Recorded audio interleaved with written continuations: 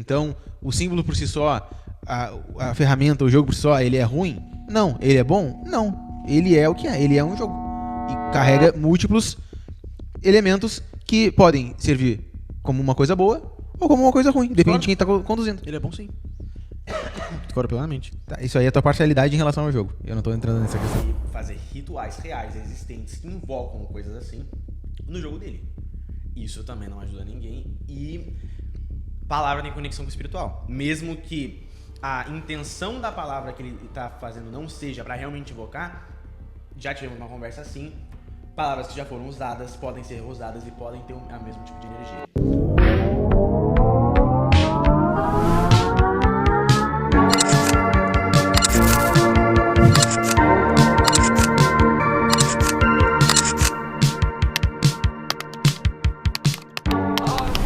Pronto. Então, começando um podcast, nosso projeto inicial aqui para papo de família, espiritualidade e coisas afins. Aquilo que a gente vai tratar hoje é RPG e espiritualidade e nada mais empolgante que ter um convidado especial aqui que é o meu filhão, jogador, mestre, narrador de RPG. E te apresenta aí. Sou filho da Raquel e do Ricardo. Meu nome é Sebastião e eu sou, falando do tópico que a gente vai falar hoje, narrador de RPG. D&D, especificamente, não outros sistemas. O melhor sistema de todos, né?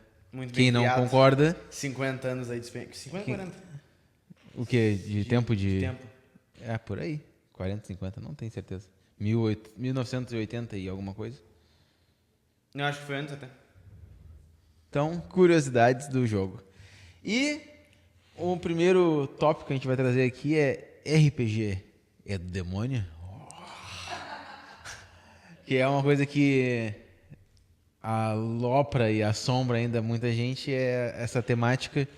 E ainda hoje temos experiências recorrentes nesse sentido de que as pessoas às vezes deixam de jogar ou não começam a jogar por conta de ser algo do demônio, né? E a gente não vai longe por conta do porquê, né? As ilustrações são ilustrações bem emblemáticas.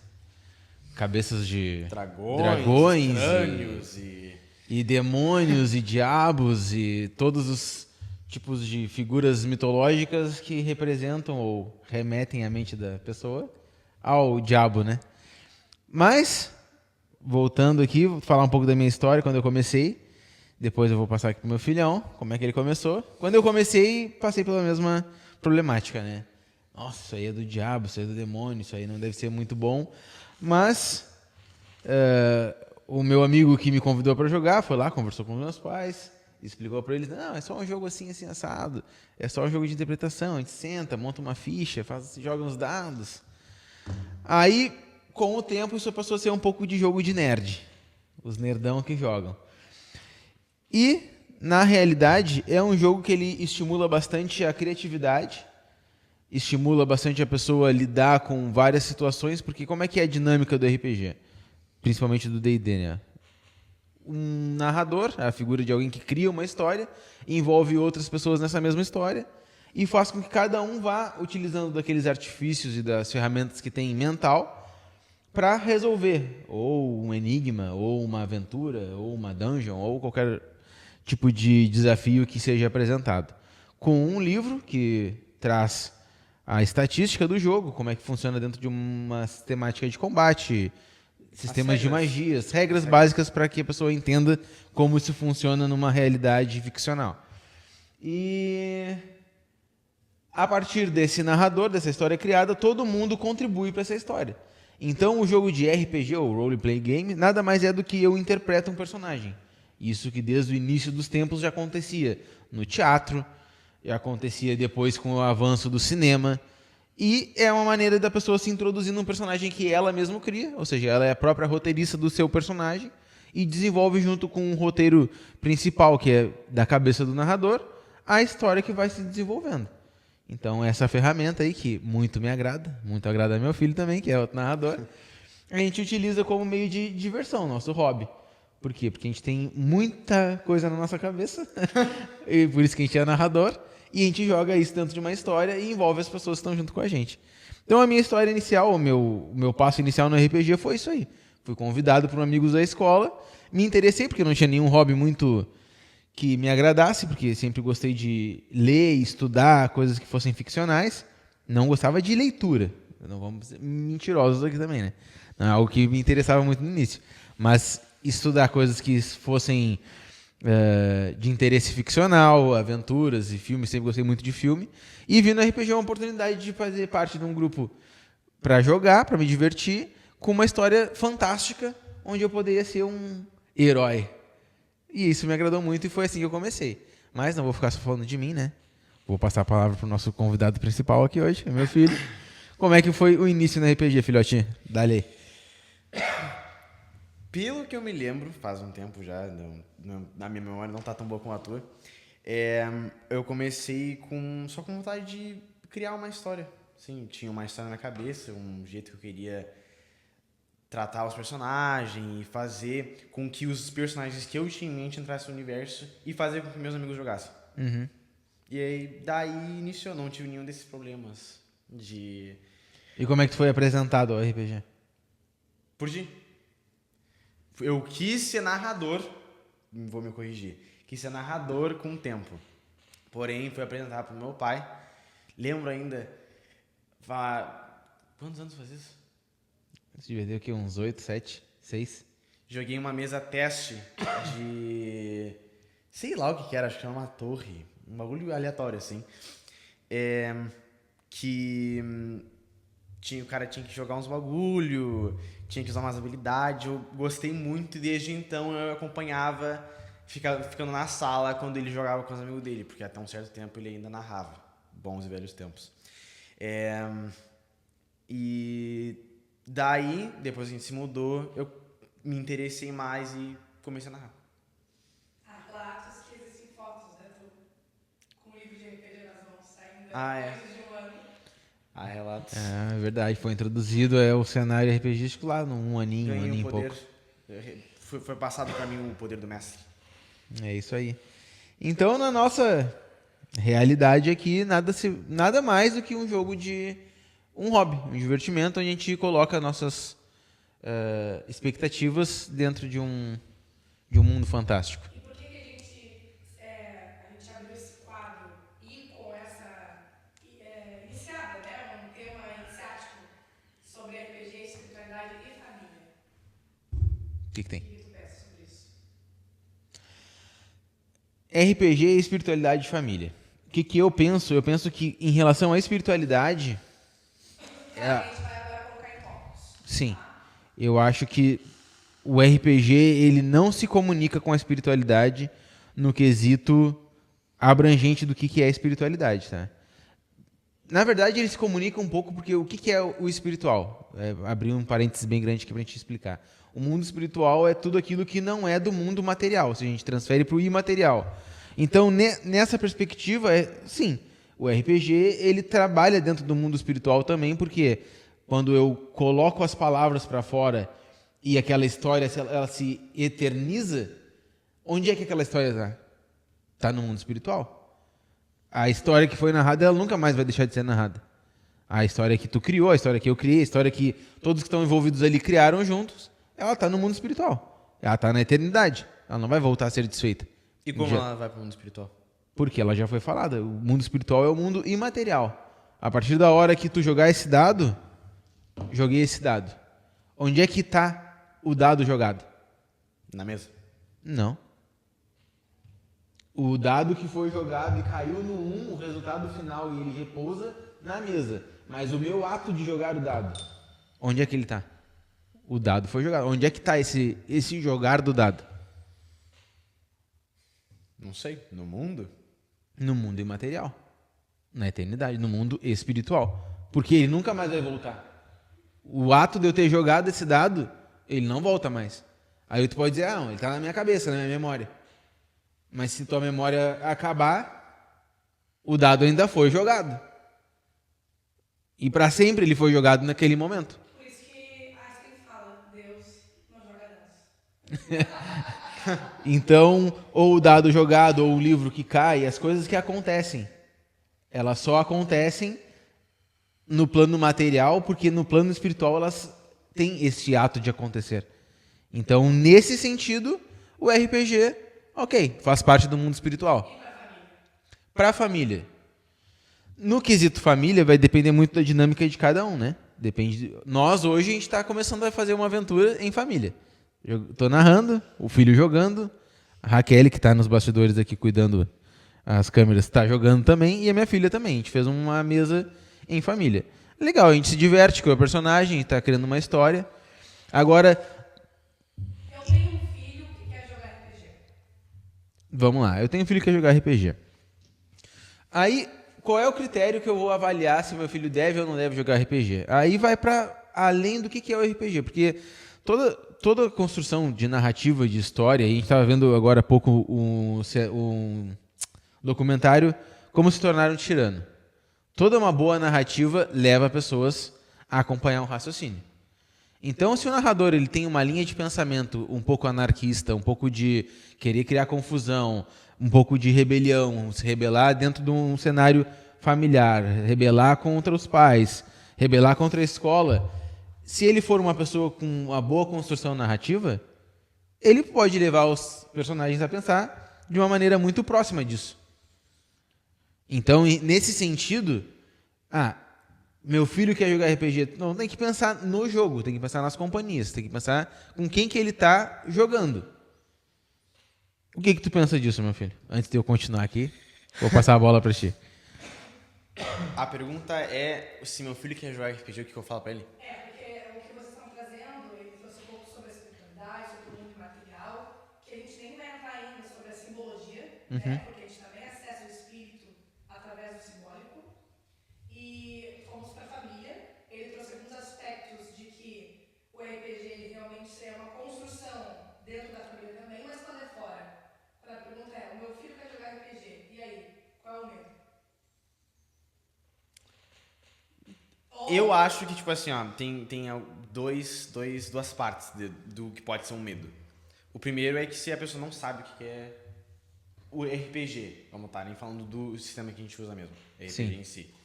Por conta da falta de conhecimento que muita gente tem sobre o que é a interpretação do personagem. E, por um lado, se tu não conhece, cara, meu filho tá indo fazer uma seita, de repente. Tá indo interpretar, Justo. tá indo, de repente, incorporar alguma coisa. Não que isso seja errado, né? Mas, para algumas famílias, não pode não ser o que tu quer pro teu filho. Sim. Justo também. Sim. E eu acho que o melhor jeito de levar isso pra frente com teu filho, se ele realmente quer jogar RPG, e falando especificamente também do D&D, é sentar e ler com ele. Simples. Que Afinal tu de contas, não é uma seita secreta, né? Não é exato. algo que É um livro que não tá numa pode loja. ler, é algo... Meu Deus, isso aí tá trancado a 7 chaves, ninguém tem acesso a esse livro. Exato. Então, o melhor jeito é pegar... Vamos usar o livrinho aqui. Meu filho quer jogar D&D. Tu vai pegar o livro, comprar o livro, abrir o livro. E vai ter as palavrinhas pra tu ler. E deu. Mistério resolvido. Então, se vocês estão com esse primeiro pensamento, deixo ou não deixo o meu filho jogar, porque esse jogo é um jogo demoníaco, é um jogo que invoca espíritos e faz com que a pessoa incorpore. Nada disso. Como meu filhinho acabou de colocar aqui, se você gosta de ritualísticas, gosta de seitas, gosta de incorporar, gosta de fazer qualquer coisa, faça o que você gosta. Não misture isso com RPG. Agora, uma coisa não tem nada a ver com a outra. Um ponto. Não adianta também, vamos falar de espiritualidade, de conexão com o espírito. Sim. Não adianta também o teu filhinho lindo que quer jogar RPG pegar e começar a usar nome de demônios reais e fazer rituais reais existentes que invocam coisas assim no jogo dele. Isso também não ajuda ninguém e palavra tem conexão com o espiritual. Mesmo que a intenção da palavra que ele está fazendo não seja para realmente invocar, já tivemos uma conversa assim. Palavras que já foram usadas podem ser usadas e podem ter o mesmo tipo de energia.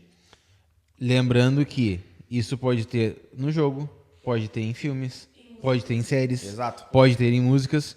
E a preocupação, às vezes, tá mascarada em que o jogo é o vetor para que essa porta seja aberta. Sim. E aí tá escutando a série dentro de casa e não sabe que aquilo aí é uma invocação. Uma música que leva toda uma carga espiritual muito maior, às vezes, que o próprio jogo. Então, Como a RPG ajuda no desenvolvimento pessoal? Começa contigo. contigo.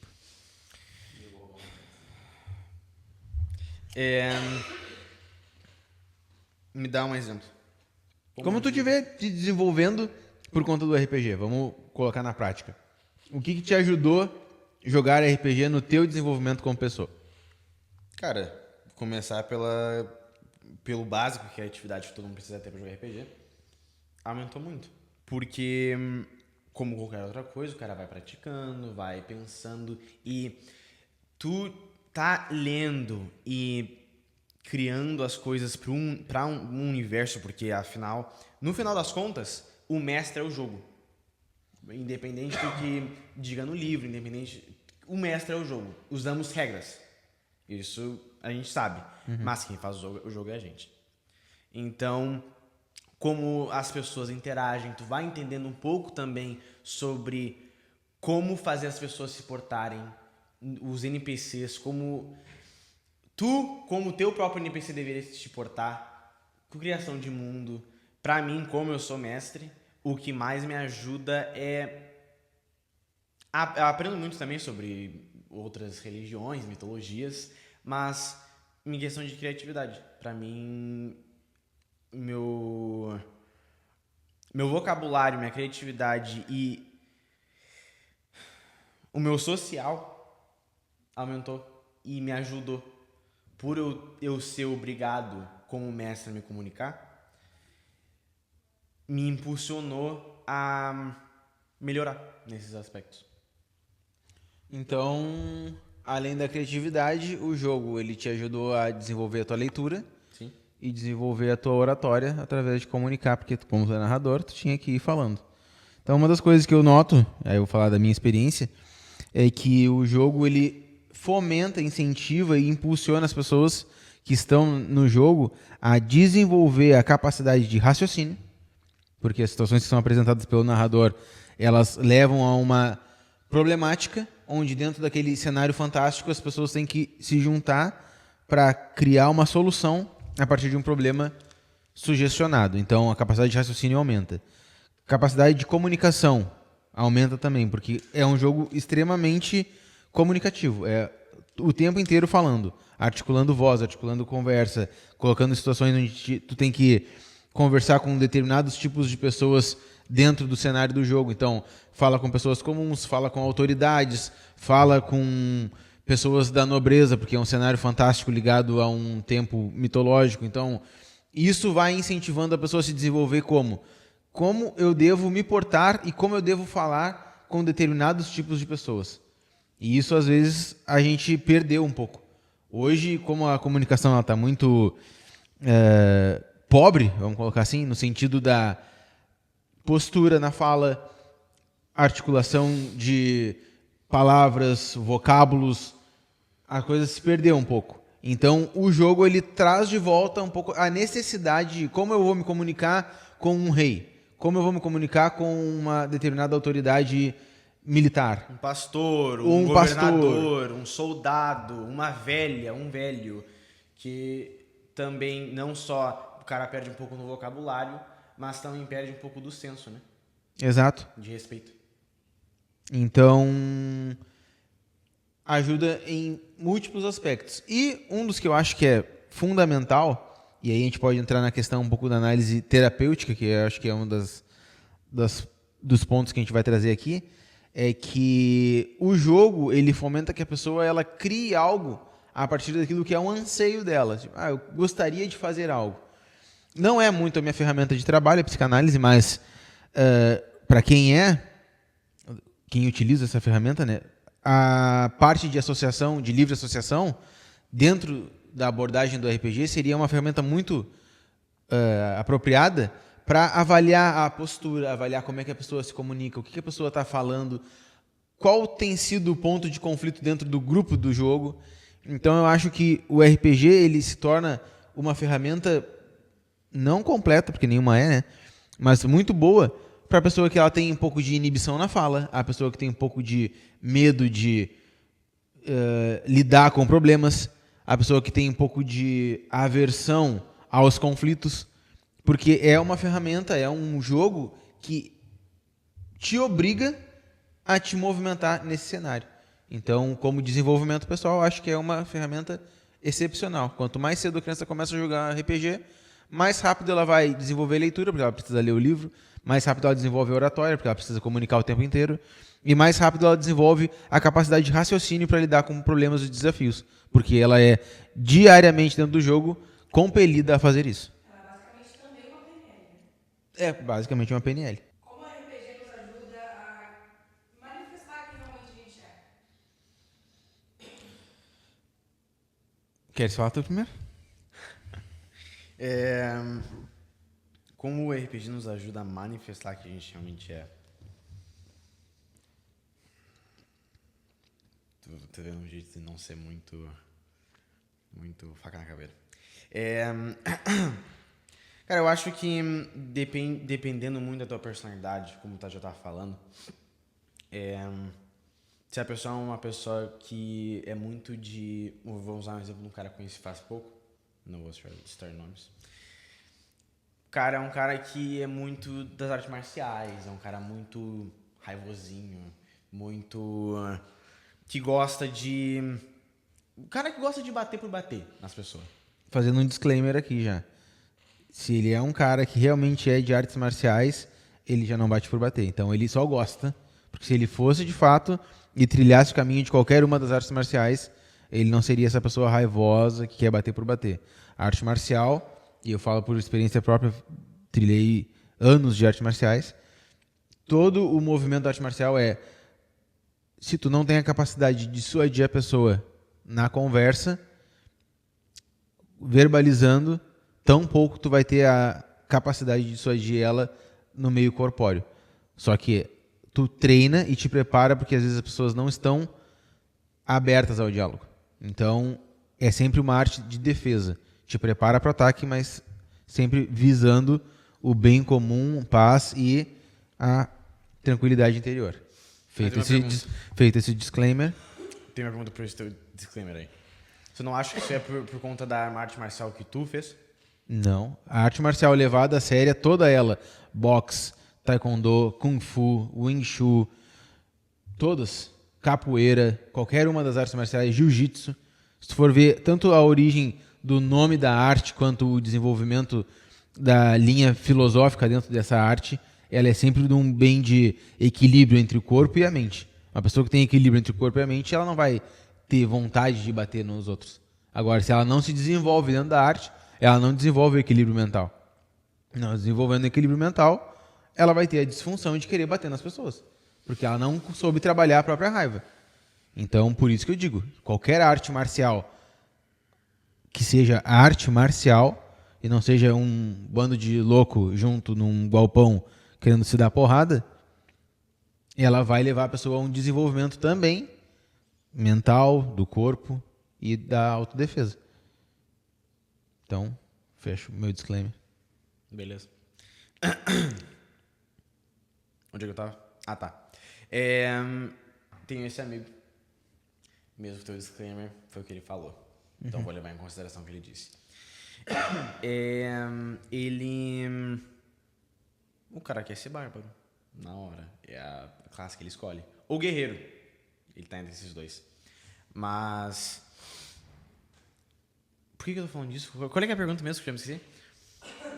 Como a RPG nos ajuda a manifestar quem realmente a gente é. Ah, é. E ele é um cara que, tipo assim, quer bater nos outros no jogo. Ele me contou um pouco das experiências que ele já teve em outras mesas. E ele era o cara que era o tanque, sempre carregava todo mundo. E batia nos caras só de levantar voz pra ele. Se discordava com ele, era porrada. E mostra muito como a pessoa é. Só que no jogo, tu consegue upar teus nivelzinhos com teus pontinhos. Na vida real, o cara tem que, como a gente comentou, fazer arte marcial, treinar, ficar mais forte. E não é tão aceitável como no jogo, dependendo do jogo, sai batendo todo mundo. E isso mostra um pouco do que ele é. Mesmo ele tendo me falado, tem gente que isso é um pouco estranho, mas tem gente que gosta, sei lá, torturar as pessoas que eles pegam pra ser, por exemplo, prisioneiro, pra conversar, tirar informação. Não tem necessidade de uma tortura dependendo do NPC. E os caras fazem por diversão. Isso mostra muito de como que a cabeça do cara tá pra qualquer situação que ele tenha a oportunidade de usar a força. Então eu acho que nesses pequenos, grandes detalhes Vai mostrando um pouco da... Dá pro cara ver um pouco como é que são os players. Eu concordo contigo nesse sentido e acho que realmente no jogo, quando tu vai analisando cada personagem, a pessoa escolhe uma classe, as classes têm classe de mago, classe de guerreiro, bárbaro, e aí a gente não vai entrar aqui em detalhes, porque a depender de qual RPG a pessoa está jogando, tem outros tipos de nomenclaturas. Só um leve adendo. Qualquer pessoa que vá jogar outros sistemas que não sejam D&D, tenta D&D primeiro, que é um sistema muito bom. Um sistema muito bem feito. Vamos jogar outro sistema. Faz isso. E por que RPG como iniciou o sistema D&D? Antes de voltar pra ele? Só pra... Se eu não me engano, foi numa garagem, né? Os caras estavam... Tipo, bagulho tipo da Apple, assim. Os caras queriam jogar e eles tiveram essa ideia de fazer. Tanto que na mesma época lançou o Dungeon... alguma coisa. Dungeon Crawler. Que era tipo uma cópia do D&D. Iniciou os caras querendo jogar um jogo de tabuleiro medieval. E o jogo é muito bom e tá aí até hoje, né? Só que eu fiz esse adendo de outros sistemas porque... não vou citar nomes. Mas tem gente que gosta de fazer sistema próprio. Ou tem gente que gosta de jogar sistema muito novo.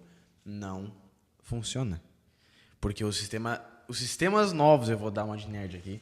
Os sistemas novos não são tão bem construídos como D&D. Fala o fã do D&D, eu compartilho do entusiasmo, mas também não vamos radicalizar, né? Tem sistemas bons aí. Vamos dar sistemas bons, vamos tem dar sistemas bons. a Mas abertura. não tem sistemas tão bons como D&D. E eu deixo isso aqui. Então, falando de característica e personalidade, né, que era na temática, eu acho que, pontualmente, quando a pessoa escolhe o seu personagem, vamos trazer um exemplo assim, eu quero usar uma classe de magia, porque tem múltiplas classes. Vamos pegar o exemplo de uma classe de magia. Por que a pessoa escolhe magia? Porque ela cria algo a partir da mente dela. Ela cria algo a partir de algo que não é palpável. Então a gente já começa a dizer, a pessoa que ela tem mais imaginação, a pessoa que tem mais aspirações a coisas que no primeiro momento não parecem palpáveis. Como é que ela tem essa postura dentro do jogo? Como é que ela se porta no jogo? Como é que ela anda? Qual é a personalidade dela dentro do jogo? Ela tem uma postura de conversar, ela quer ser uma pessoa que é extremamente estudiosa, é uma pessoa que quer ser extremamente sociável, que gosta de interagir. Então a gente vai vendo alguns pontos, se fosse fazer uma análise de perfil dentro do jogo, tu vai vendo que algumas características que a pessoa joga para dentro do personagem são características, às vezes, que ela tem oculta, não desenvolvida nela, por questões de falta de desenvolvimento pessoal, questão de falta de lidar na prática, ou que ela aspira a desenvolver ao longo do tempo. Então, é uma maneira de analisar a personalidade da pessoa analisando as características que ela coloca dentro do seu personagem. Isso daí é uma regra? Não, porque senão todo personagem ele seria a transferência da realidade que a pessoa vive. E não é. Mas existem muitos pontos que podem ser observados ali dentro. Então, dentro dessa questão que foi trazida, né, eu acho que analisando as escolhas do jogador dentro do seu personagem e a postura, o desenvolvimento da personalidade do personagem, a gente vai pegando algumas características que podem mostrar, revelar isso. Por exemplo, quando tu jogava, você sempre jogava de quê? Eu, por exemplo, quando eu jogava, sempre jogava de paladino. O que é o paladino? O paladino ele é um guerreiro divino. Um guerreiro escolhido pelo Deus. Deus que for escolhido dentro do panteão fantástico que está ali. Então, isso é uma característica de ordem, de lealdade, de fazer o que é certo. E a minha fala, desde que eu me conheço por gente, sempre foi nessa linha. De fazer o que é certo, de cumprir o que tem que cumprir, fazer o que tem que fazer. Então, moral social. Então, os meus personagens, eles são, dentro de um cenário fantástico, a transferência dos valores que eu tenho como pessoa. Eu jogo pra dentro do meu personagem os valores que eu tenho. E na verdade tu pode fazer essa métrica hoje em dia, porque antes tu escolhia e tinha uma vida, tu nem tinha uma vida ainda formada. Então o que tu poderia dizer um pouco sobre isso, dessa análise? Dessa tua escolha e depois como foi se formando a tua vida? Eu acho que essa escolha, ela vai revelando as inclinações da pessoa. Não, de ti. A mesma frase. Essas escolhas revelam as minhas inclinações. Porque eu não tinha ainda um desenvolvimento que eu tenho hoje, mas inconscientemente eu já escolhi um personagem que exteriorizava esses valores. Que ainda não estavam definidos, mas já estavam dentro de mim. Não, é isso que eu tô falando, por exemplo, em coisas práticas. Tu virou advogado, Não, eu sou cristão, começa por aí, ligado a um Deus. Eu me tornei advogado, leis, e fazia aquilo que é certo, que é justo.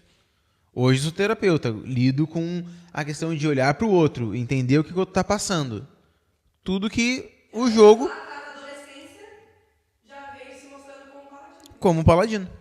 Então, a conexão está aí. Apenas você precisa olhar mais atentamente. Pra ti, o que tu percebe? Nessas coisas assim, olhando pro teu pessoal. Eu acho que vai bem com... Quando eu jogo, eu acho que vai bem porque eu sou mesmo. Ainda não tá definido. Eu também sou paladino. Jogo bastante paladino, mas meus paladinos eles são mais pro lado da vingança, do bagulho da... Que eu tenho... Eu sempre falo a mesma coisa. O cara faz um erro comigo, eu perdoo, mas é um bagulho que eu não esqueço. Isso me faz dano, eu sei que isso é uma coisa um pouco errada, mas eu volto um pouco pro que tu fez. Se é muito pesado, né? Eu não Sim. vou... Porra. Né? Mas... Mas tem que considerar também que tu está, é um desenvolvimento, todos nós estamos. Claro, sempre. Toda a nossa vida tem que morrer. Até depois. Mas eu acho que é bem o que eu sou. Tem gente que faz os bagulho totalmente do que eles são. Mas normalmente é um pessoal mais experiente, assim, já joga bastante tempo. Faz o contrário do que são. E já faz um personagem. Porque os primeiros personagens vão sempre ser o que tu é. Ou o que tu almeja. Ou o que tu almeja ser. Ou tu está curioso. Próximo tópico: como fazer amizade com RPG.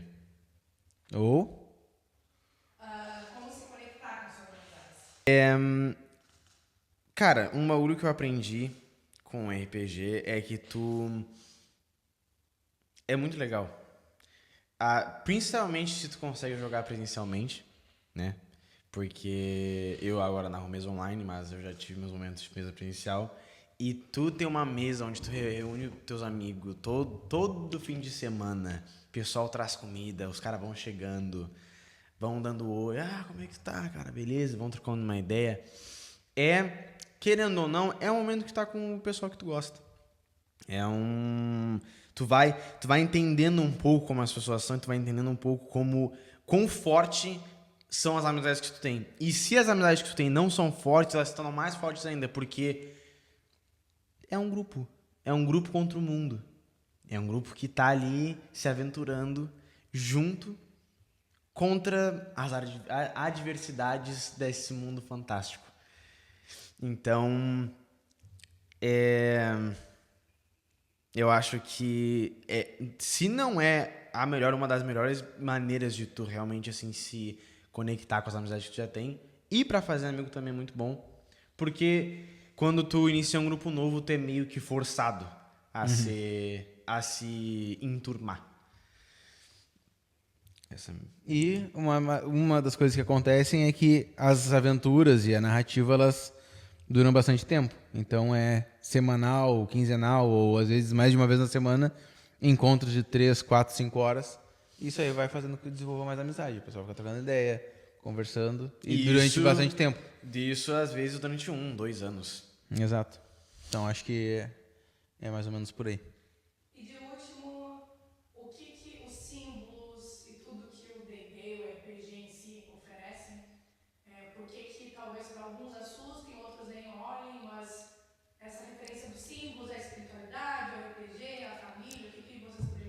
Em relação aos símbolos ou qualquer outro alegoria que possa ser trazido dentro das imagens do RPG, tem uma frase que eu tenho ela tatuada, que é conhecereis a verdade e ela vos libertará, né? Então a pessoa precisa conhecer. A pessoa que não conhece, não vai atrás de entender e identificar o que é cada símbolo, ela vai estar sempre com medo do que poderia ser por causa de uma invenção da cabeça dela. Então, se a pessoa tem medo, o símbolo, o que isso significa? Vai ler. Pega, dá-lhe um Googlezinho ali, o que significa isso daqui? Mesma coisa que a gente falou no início do bagulho. O cara que inicia RPG, quer que o teu filho inicie RPG e seja feliz, vale o bagulho. Não é difícil. E tem que ter uma capacidade de diferenciar as imagens que são trazidas como ilustração dentro de um livro de RPG, que é um livro de jogo, que são imagens às vezes associadas a filmes, são imagens associadas a histórias e fantasias de literatura, e aquilo que é utilizado como parte de rituais verdadeiramente religiosos, que às vezes é o que tem um pouco de medo nesse sentido dos símbolos. Então a pessoa, eu não entendo sobre símbolo, eu não entendo sobre mística, eu não entendo sobre o que está sendo trazido ali no livro que o meu filho quer jogar. Tu, como pai e como mãe, tem um dever de ler, buscar entender isso, para que não seja leviano ao lidar tudo como se, nossa, tudo isso é do demônio, é do diabo, é de qualquer coisa que queira alegar. E não, é um jogo que tem múltiplas referências mitológicas. Isso é até um bom instrumento para a pessoa que não tem o contato com mitologia na escola, acaba tendo através do jogo. Eu vou falar da minha realidade. Eu passei todo o meu ensino fundamental e médio em escola pública, e história que a gente tinha era a história do Brasil, Malemar, e mitologia a gente nunca viu. E folclore brasileiro, boitatá, curupira, essas coisas assim. Agora, a questão de mitologia eu tive que estudar tudo por mim. E o D&D me apresentou todos os panteões fantásticos, mitologia nórdica, mitologia egípcia, enfim, asgardiana, tá tudo ali dentro. Então é um baita de um livro para explicar questões de funcionamento de mecânica, porque tem uma seção inteira de como funciona mecânica de peso, cálculo de carga, um monte de coisa que ensina um pouco de física para a pessoa que está jogando. Mitologia, questão de história. E fora as interações. Então, se a pessoa está com medo por conta dos símbolos, vai estudar.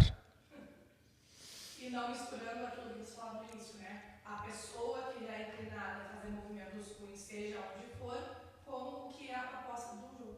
Exatamente. A pessoa que já é ruim, ela vai continuar sendo ruim, jogando ou não. Então, isso não vai mudar. A não ser que ela se trabalhe para melhorar como pessoa. Então, da minha parte, eu acho que era isso. Algum acréscimo em símbolos e história? Símbolos? Não tem muito o que falar. Só que tem símbolo que realmente parece o bagulho do coisa ruim. E é uns bagulhos às vezes nada a ver. Só um exemplo, né? Vou botar um exemplo aí. Tem o símbolo que... Senhor dos Anéis, que é o mesmo que está aqui na capa. Que... Não. Tu olha isso aqui. O que tu vê? Três círculos e uma escrita num bagulho que, se eu olhasse e não soubesse, é do capeta.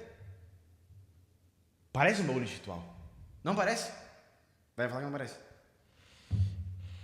Aqui a gente tem os 3 anéis do Senhor dos Anéis. Livro muito bom. Uma escrita élfica e o olho de Sauron, que é o inimigo. E isso é mais uma abordagem. O Tolkien, ele era um católico. E ele, quando ele criou a história do Senhor dos Anéis, tem múltiplas simbologias e apologias das representações da Bíblia. Aragorn, o rei que retorna. Quem estuda a Bíblia sabe do que eu estou falando. A simbologia do Frodo, aquele que se sacrifica pela jornada para ir lá até o final e destruir o mal. O Sam, aquele que está auxiliando, porque como ser humanos a gente sempre falha e precisa de alguém para nos ajudar na jornada. Então tem múltiplos símbolos dentro do Senhor dos Anéis, foi o que o filho trouxe aqui, que a pessoa que vai estudar os símbolos vai entender que tem representatividade. Só que tu só vai chegar nessas conclusões a partir da hora que tu resolver estudar esses símbolos. Resolver estudar e ver o que tem por trás daquilo ali. Qual foi o intuito de quem criou algo? Tem que pesquisar, tem que estudar. Então, o símbolo por si só, a ferramenta, o jogo por si só, ele é ruim? Não. Ele é bom? Não. Ele é o que é. Ele é um jogo. E carrega múltiplos elementos que podem servir como uma coisa boa ou como uma coisa ruim. Depende de quem está conduzindo. Ele é bom sim. Discordo plenamente. Tá, isso aí é a tua parcialidade em relação ao jogo. Eu não estou entrando nessa questão. Não, mas o jogo é bom sim, cara. O jogo é bom sim, a gente tá todo tempo falando aqui. O jogo é bom, te ajuda a pensar, te ajuda a fazer amigo. E se tu... O que as pessoas não entendem é o que pode levar considerado a mal. Se tu entende o jogo, o que o jogo tem de ruim? Mas para ele ser bom, tu tem que jogar. Como qualquer outro jogo. É isso que eu estou dizendo. Ele não é nem bom nem ruim. Depende de como ele vai ser aplicado. Ele só se torna algo a partir da hora de uma interação humana. O jogo por si só ele não tem interação. Ele não tem intenção. Ele não tem linha moral ou ética. Ele é um jogo. É disso que eu tô falando. Vai viver as tendências de tudo. Ok, entendi agora. Entendi o que você tá falando. Ok, faz sentido. Então, por hoje, era essa a nossa abordagem do tema RPG, espiritualidade, família e afins. E o nosso próximo encontro vai ser uma outra temática. Então, obrigado pelo nosso participante inicial aqui de virar outras vezes, compartilhando outras coisas. Musculação, talvez. Novos penteados, o que tiver em alta. E é isso. Beleza? Valeu, filhão. E até o nosso próximo encontro. Beijo. My voice says nothing when I scream and I fall out. I stretch my hands.